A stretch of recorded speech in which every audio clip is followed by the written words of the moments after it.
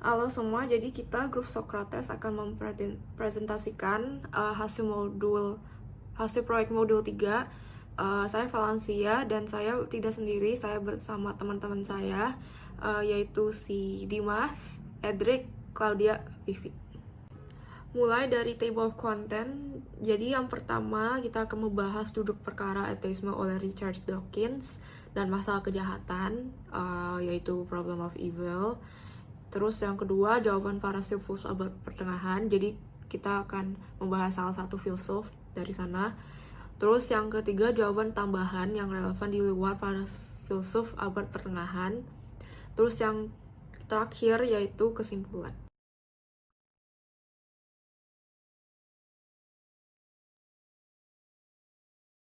Jadi yang pertama adalah dudukan ateisme tentang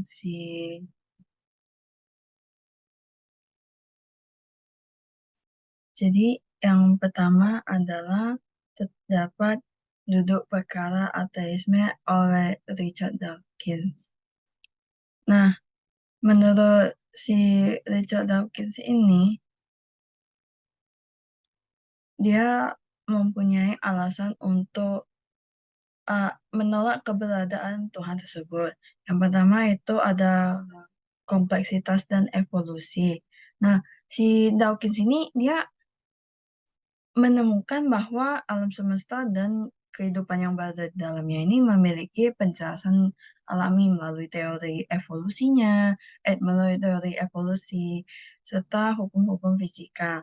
Baginya itu dia melibatkan keberadaan alam semesta dengan kehidupan kepada Tuhan justru menambah masalah karena kayak Tuhan yang kompleks ini yang maha kuasa tentunya memiliki penjelasan tersendiri terhadap asal-usulnya ini.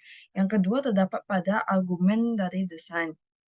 Argumen populer yang sering dilakukan untuk menemukan keberadaan Tuhan ini bahwa dunia ini uh, terlihat seolah-olah dirancang. Tapi si Dawkins ini menemukan bahwa kayak dari teori evolusi ini kita jadi menemukan melalui seleksi alam. Jadi hal tersebut memberikan penjelasan yang meyakinkan mengenai kompleksitas dan desain dari alam semesta tersebut yang bisa terbentuk tanpa perlu campur tangan dengan Tuhannya. Yang ketiga terdapat kesusahan moral.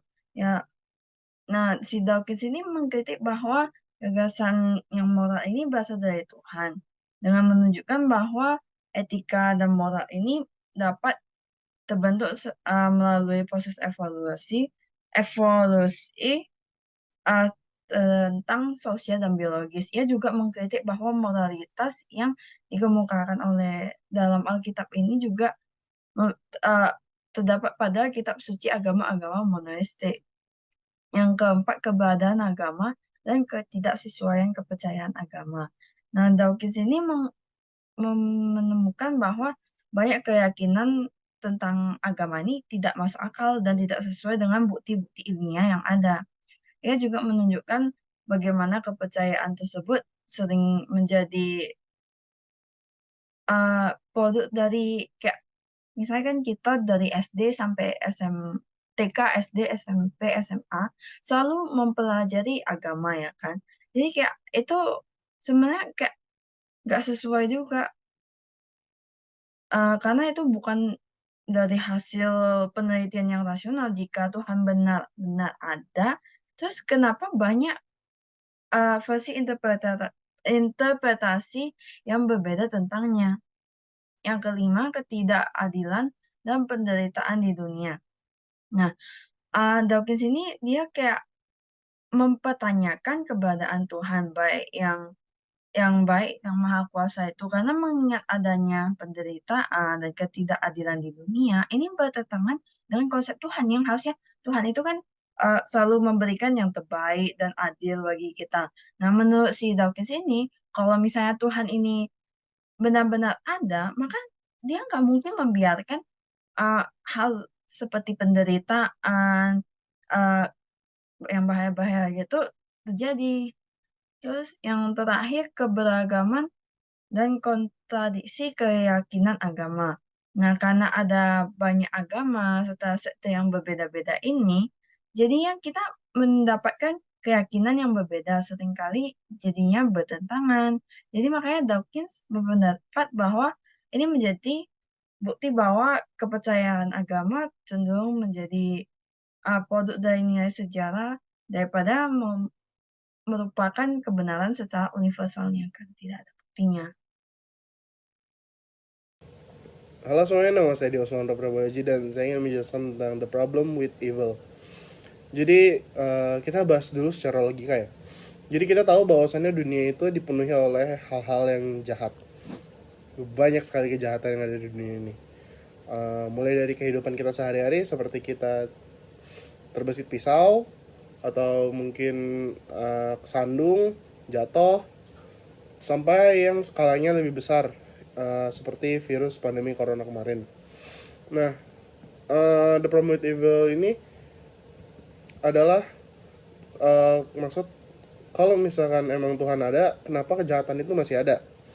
Nah, teis atau orang-orang yang percaya dengan agama berkata bahwasannya Tuhan itu maha tahu, maha kuasa dan maha bijak.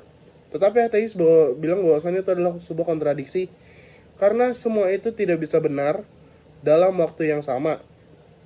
Dan jika satu benar, maka yang lain haruslah salah, bisa salah gitu. Karena jika emang bakal ada kejahatan, kalau emang Tuhan maha tahu, seharusnya dia udah tahu.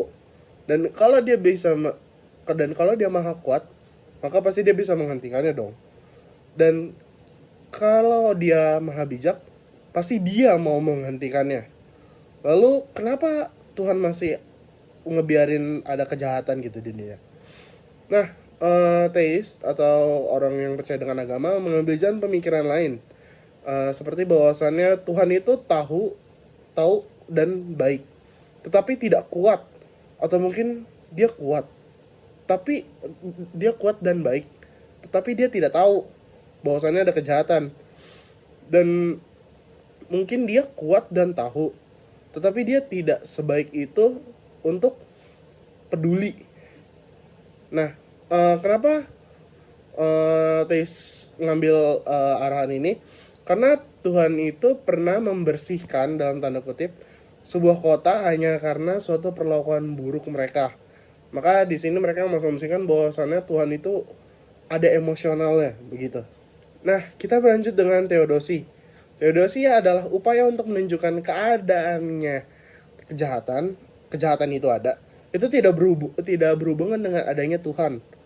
Nah, ini adalah yang dipegang oleh orang-orang yang percaya bahwa Tuhan itu maha segalanya. Karena kalau misalkan kita bahas yang tadi, mereka masih bilang, ateis masih bilang bahwasannya itu tuh sebuah kontradiksi.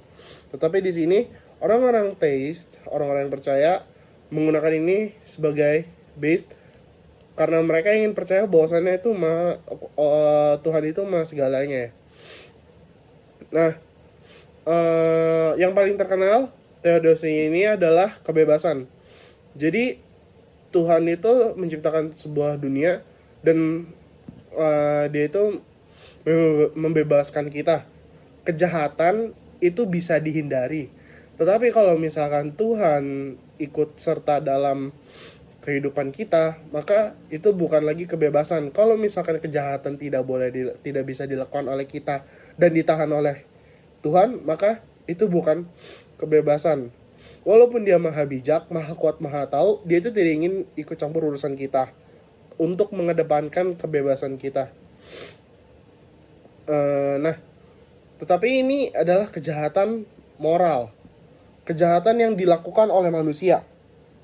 Dan ada kejahatan yang natural, yaitu yang tidak dilakukan oleh kita, seperti gempa bumi, badai petir, badai salju, atau bencana-bencana alam yang lainnya. Terus jalan lain adalah kontras, lawan kata.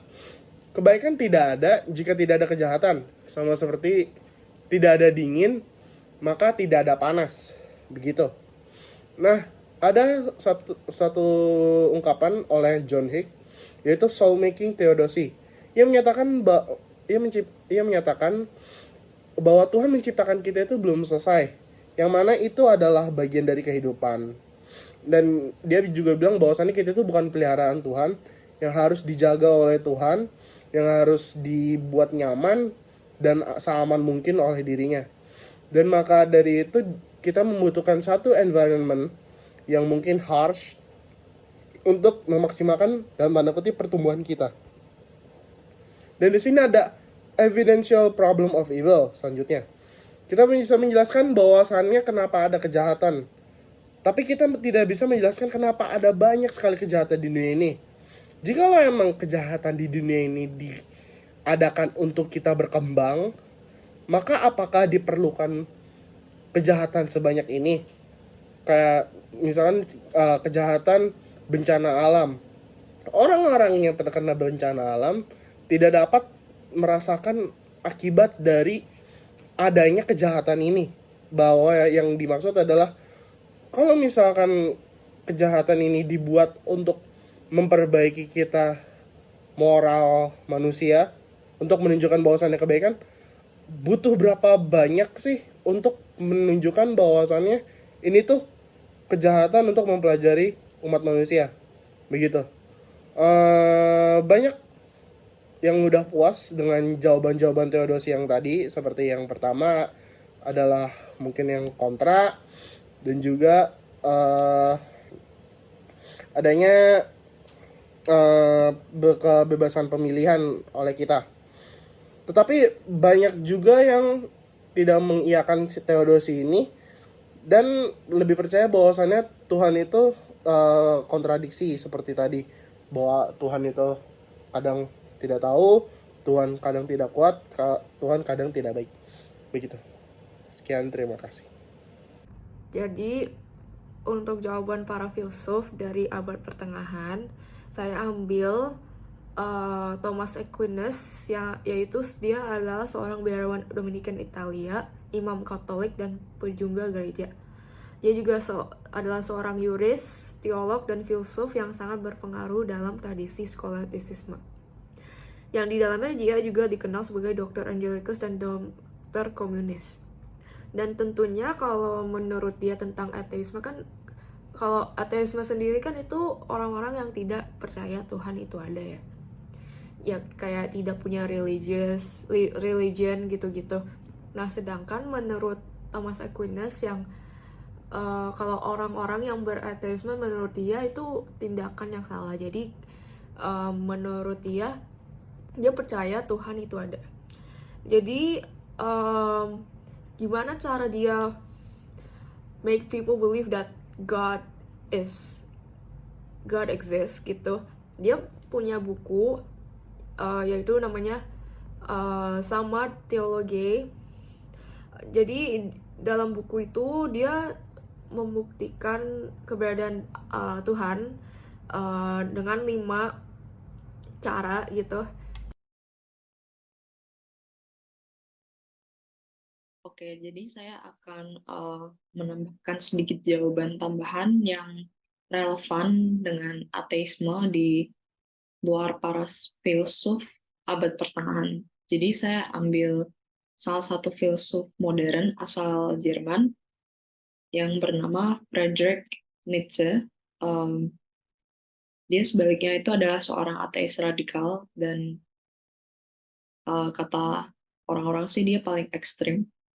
Jadi karena dia saking radikalnya, dia sampai punya salah satu quotes-nya yang paling terkenal, yaitu berbunyi, God is dead, God remains dead, and we have killed him.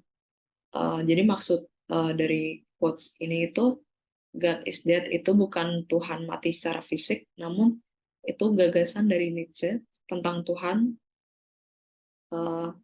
Tuhan tuh kayak nggak lagi mampu untuk berperan sebagai sumber dari semua aturan moral. Terus kematian Tuhan atau God is dead sendiri juga sebuah cara untuk mengatakan bahwa manusia tuh udah nggak mengakui keberadaan Tuhan atau udah nggak butuh Tuhan lagi. Karena kan menurut Nietzsche, manusia itu harus jadi manusia yang unggul atau istilahnya kayak Superman gitu.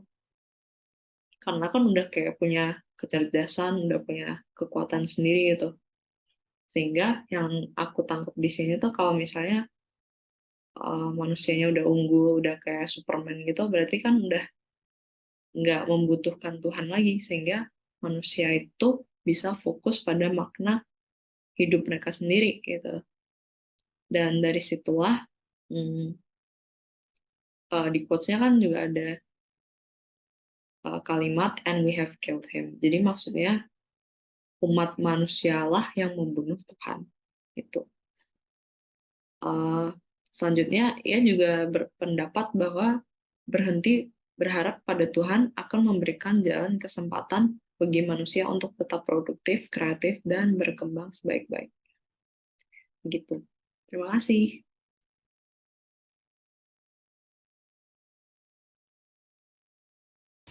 Untuk menutup perbincangan atau pembahasan kali ini, keberadaan Tuhan sendiri walaupun tidak dapat kita buktikan atau kita validasi secara harfiah atau secara literal, keberadaan Tuhan dapat dijelaskan melalui ontologi, teologi, dan kosmologi.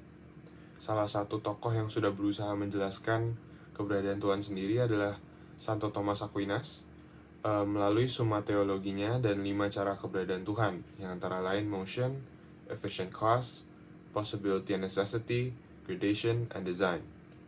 Melebihi itu, bagi sosok-sosok yang ateis atau yang nihilis, seperti Nietzsche contohnya, seringkali pandangan mereka terhadap ketidakberadaan Tuhan bukan berasal dari ketidakpercayaan bahwa Tuhan itu ada, melainkan upaya mereka untuk menarik manusia dari kekuatan sosok Tuhan, sehingga manusia dapat berdiri sendiri sebagai suatu makhluk. Jadi menurut kami melalui pembahasan ini, Tuhan sendiri itu dapat kita katakan ada walaupun tidak dapat divalidasi secara literal atau harfiah.